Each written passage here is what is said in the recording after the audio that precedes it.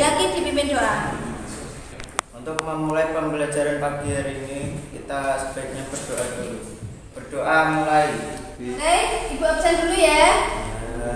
Yang pertama, Bapak Alia Khairunisa, Umar Bismita Sari, Nabila Ahmad Faizul Mubarak, Ahmad Lutfi, Adi Belejaya, Bagus Cahyo, Bime Setia, Diki Arianto, Eka Rahayu Saputra, Fahrudin Afif, Hendra Saputra.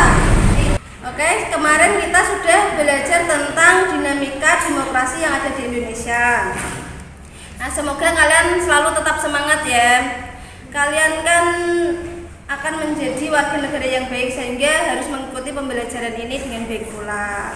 Nah, pada hari ini kita akan belajar tentang sistem hukum dan peradilan nasional. Nah, namanya sistem hukum itu biasanya itu ada hubungannya dengan peraturan. Kalau di sekolah namanya tata tertib, itu suatu hukum yang ada di Indonesia.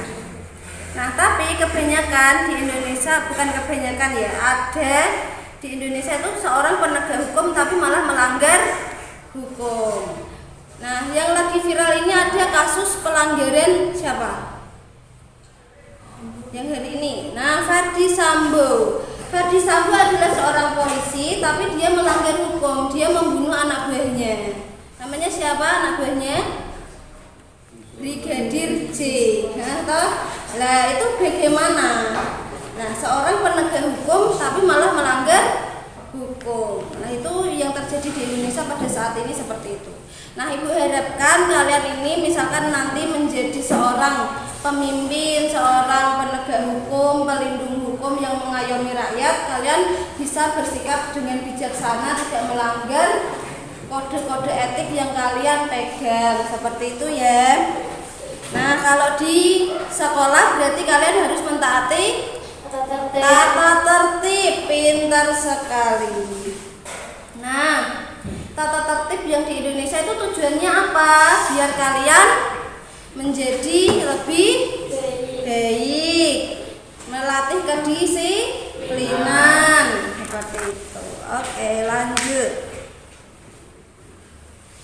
Nah, tujuan pada pembelajaran pada hari ini yang pertama, setelah membaca buku atau materi yang kalian bawa tadi, kalian akan mengerti atau mampu menjelaskan pengertian hukum dengan benar. Selain itu, setelah mengidentifikasi gambar peradilan nasional dalam sebuah tabel, peserta didik mampu menguraikan tugas dan fungsi lembaga peradilan nasional dengan tepat. Setelah melakukan kegiatan diskusi, jadi nanti ada diskusi, peserta didik mampu menyampaikan argumentasi. Argumentasi itu pendapat terkait penyelesaian perkara pengadilan berdasarkan kompetensi yang dimiliki dengan benar. Selanjutnya, setelah melakukan pengamatan tentang perilaku hukum dalam lingkungan masyarakat, peserta didik mampu menerapkan perilaku sesuai hukum di lingkungan masyarakat dengan baik. Hukum secara umum yaitu seperangkat aturan yang mengatur tingkah laku manusia dalam kehidupan masyarakat. Nah, tujuannya hukum yaitu mengatur. Terus, unsur-unsur hukum yang pertama ada aturan tentang tingkah laku manusia. Namanya hukum jelas mengatur. Yang kedua ada sanksi yang tegas dan nyata. Nah, kalau melanggar hukum mesti ada sanksinya. Kalian aja misalkan pergi ke Semarang, tidak bawa helm, motornya kosong lagi, mesti jelas ditilang polisi. polisi. Kalian mendapatkan sanksi. Terus berisi perintah dan larangan. Nah, jelas suatu aturan itu ada perintah dan larangannya. Contohnya kalau di sekolah tata tertib, perintahnya setiap hari Senin membawa pakaian OSIS. Nah, kalau larangannya berarti tidak boleh membawa selain OSIS, kan gitu ya. Terus nanti kalau melanggar ada sanksinya, nanti ada hukumannya. Terus sifatnya mengatur, memaksa dan mengikat. Mengatur itu berarti mengatur seluruh anggota yang diatur. Kalian berarti peserta didik kalau di sekolah. Memaksa itu maksudnya kalau melanggar mesti mendapatkan sanksi. Mengikat berarti mengikat semuanya, tidak hanya tertentu saja. Paham terus ini? Terus dibuat oleh pihak dan lembaga yang berwenang. Kalau di sekolah berarti ya orang yang membuat itu biasanya kesiswaan seperti itu ya. Terus lanjut. Tujuan hukum yang pertama mencegah perilaku sewenang-wenang. Adanya hukum ya berarti agar tidak terjadi sewenang-wenang. Yang kedua menciptakan suasana damai dan tertib. Yang ketiga memberikan kepastian hukum. Dan selanjutnya melindungi kepentingan masyarakat. Nah ini pengelompokan hukum berdasarkan sumbernya. Ini berdasarkan tempat berlakunya, berdasarkan kekuatan berlakunya atau sifatnya dan sebagainya. Di sini berdasarkan sumbernya itu ada biasanya undang-undang, doktrin, traktat, kebiasaan dan jurisprudensi.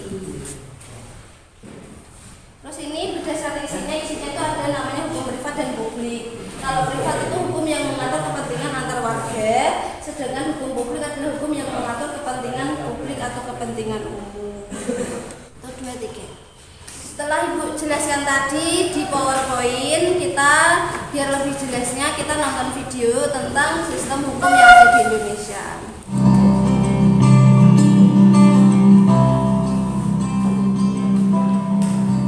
Hai anak-anak sekalian, saat ini kita akan membahas pembahasan sistem hukum dan peradilan di Indonesia. Pada bab ini, kalian akan diajak untuk menganalisis sistem hukum dan peradilan di Indonesia berdasarkan Undang-Undang Dasar Negara Republik Indonesia tahun 1945. Subpokok bahasan yang pertama adalah sistem hukum di Indonesia. Materi pertama adalah makna dan karakteristik hukum. Seorang filsuf pernah mengatakan bahwa hukum itu ibarat pagar di binatang. Mengapa orang berani berkunjung ke kebun binatang? Karena ada pagar yang membatasi antara liarnya kehidupan binatang dengan para pengunjung. Demikianlah hukum itu pada hakikatnya merupakan pagar pembatas agar kehidupan manusia aman dan damai. Sebagai contoh, dengan adanya peraturan lalu lintas, arus lalu lintas menjadi tertib dan keselamatan orang pun dapat terjamin. Dari uraian di atas, kita dapat menarik kesimpulan bahwa hukum itu merupakan aturan, tata tertib, dan kaidah hidup. Akan tetapi sampai saat ini belum ada kesepakatan yang pasti tentang rumusan arti hukum. Hal ini sesuai dengan pendapat Van Apeldoorn bahwa definisi tentang hukum adalah sangat sulit untuk dibuat karena tidak mungkin untuk mengadakannya sesuai kenyataan. Di dalam hukum terdapat beberapa unsur, di antaranya sebagai berikut: peraturan mengenai tingkah laku manusia dalam pergaulan masyarakat. Peraturan dibuat dan ditetapkan oleh badan-badan resmi yang berwajib. Peraturan itu bersifat memaksa. Sanksi terhadap pelanggaran peraturan tersebut adalah tegas. Adapun yang menjadi karakteristik dari hukum adalah adanya perintah dan larangan. Perintah atau larangan tersebut harus dipatuhi oleh semua orang. Hukum berlaku di masyarakat dan ditaati oleh masyarakat karena hukum memiliki sifat yang memaksa dan mengatur. Hukum dapat memaksa seseorang untuk mentaati tata tertib yang berlaku di dalam masyarakat, dan terhadap orang yang tidak mentaatinya akan diberi sanksi yang tegas. Dengan demikian, suatu ketentuan hukum mempunyai tugas berikut: 1. Menjamin kepastian hukum bagi setiap orang di dalam masyarakat. 2. Menjamin ketertiban, ketentraman, kedamaian, keadilan, kemakmuran, kebahagiaan, dan kebenaran. 3. Menjaga jangan sampai terjadi perbuatan main hakim sendiri dalam pergaulan masyarakat. 2. Penggalangan hukum. Hukum mengatur seluruh aspek kehidupan manusia sehingga ruang lingkup atau cakupan hukum pun begitu luas. Untuk itu, perlu dilakukan penggolongan atau pengklasifikasian berdasarkan perpustakaan ilmu hukum. Hukum dapat digolongkan sebagai berikut. A. Berdasarkan sumbernya. 1. Hukum undang-undang, yaitu hukum yang tercantum dalam peraturan perundang-undangan. 2. Hukum kebiasaan, yaitu hukum yang terletak dalam aturan-aturan kebiasaan. 3. Hukum traktat, yaitu hukum yang ditetapkan oleh negara-negara di dalam suatu perjanjian antar negara. 4. Hukum jurisprudensi, yaitu hukum yang terbentuk karena keputusan hakim. B. Berdasarkan tempat berlakunya. 1. Hukum nasional, yaitu hukum yang berlaku dalam wilayah suatu negara tertentu. 2. Hukum internasional, yaitu hukum yang mengatur hubungan hukum antar negara dalam dunia internasional. Hukum internasional berlakunya secara universal, yaitu secara keseluruhan maupun terhadap negara-negara yang mengikatkan dirinya pada suatu perjanjian nasional. 3. Hukum asing, yaitu hukum yang berlaku dalam wilayah negara lain. 4. Hukum gereja, yaitu kumpulan-kumpulan norma yang ditetapkan oleh gereja untuk para anggotanya. Ya, kita membuat kelompok, 4 kelompok ya. Ayo, dibentuk kelompoknya.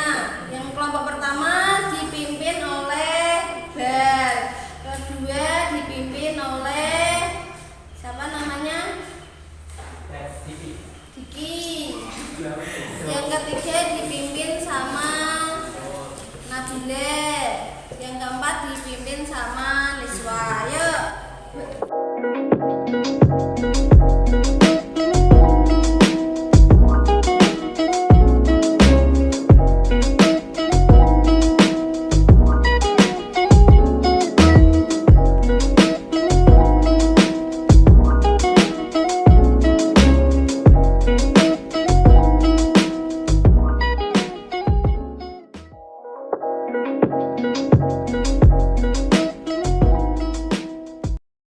Ini mau kelompok berapa dulu yang mau presentasi?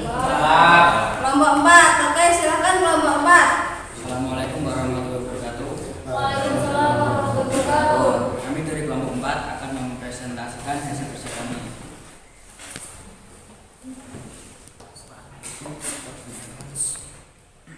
Jelaskan yang dimaksud dengan hukum. Hukum adalah peraturan-peraturan yang bersifat memaksa yang menentukan tingkah laku manusia dalam lingkungan masyarakat yang dibuat oleh badan-badan resmi yang berwajib. Pelanggaran mana yang terhadap peraturan-peraturan tadi berakibat dan diambilnya tindakan, yaitu dengan hukuman tertentu. Sebutkan hukum-hukum berdasarkan sumbernya. Hukum undang-undang, hukum kebiasaan, hukum traktat, hukum jurisprudensi, dan hukum ilmu. Dan tujuan hukum: suatu sarana yang diciptakan oleh pejabat yang berwenang legislatif untuk membuat peraturan yang memberikan kemanfaatan, keadilan, dan kepastian hukum bagi masyarakat. Mereka yang dimaksud tata hukum, tatanan dari norma atau peraturan hukum dalam suatu negara. Dan hukum berdasarkan wujudnya, yakni hukum tertulis dan tidak tertulis. Ada yang ditanyakan? Ya. Bagaimana agar terhindar dari hukum? Bagaimana terhindar dari hukum? Naati aturan yang berlaku di masyarakat. Oke. Tepuk tangan kepada kelompok 4.